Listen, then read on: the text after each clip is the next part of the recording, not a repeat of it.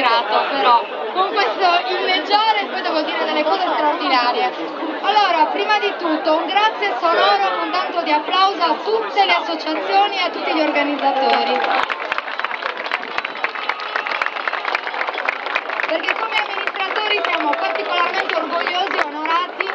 di avere questo segno di civiltà che per 40 giorni ci ha accompagnato in un percorso veramente culturale, di riflessione sui temi dell'identità di genere. Il sindaco purtroppo ha avuto un altro impegno e quindi è andato via poco fa e mi ha incaricato di dirvi che qualora gli organizzatori lo ritenessero opportuno, qualora fosse maturo l'anno prossimo, noi siamo disposti a fare di tutto perché Cagliari possa, la Sardegna anzi, con Cagliari possa diventare la sede del Pride nazionale almeno per un anno.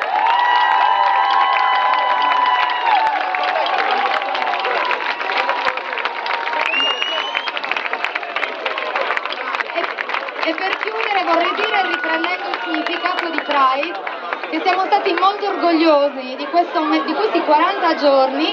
un po' meno orgogliosi se è vero quello che mi dicono che ci sono stati lanci di uova sul corteo.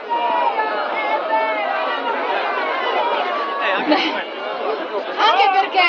qua si stava sfilando per un diritto che dovrebbe essere scontato, che è il diritto a essere semplicemente se stessi e a poter costruire la propria identità esattamente come si vuole. Quindi siamo veramente contenti, ci diamo appuntamento l'anno prossimo, ma a domani per la costruzione ancora di un percorso insieme di sensibilizzazione, di riflessione sui temi in generale dell'identità e dell'estensione di tutti quanti i diritti, perché un'epoca e un'Italia che non è sensibile a questi cambiamenti della società, per cui ci dobbiamo far sentire forte, in modo che il legislatore e i legislatori prendano atto del fatto che è il momento di dare una risposta concreta e definitiva in termini di diritti in generale e non che ci siano anche regressioni su diritti che abbiamo acquisito anche tempo fa. Quindi grazie ancora a tutti voi, buona serata e buon percorso insieme.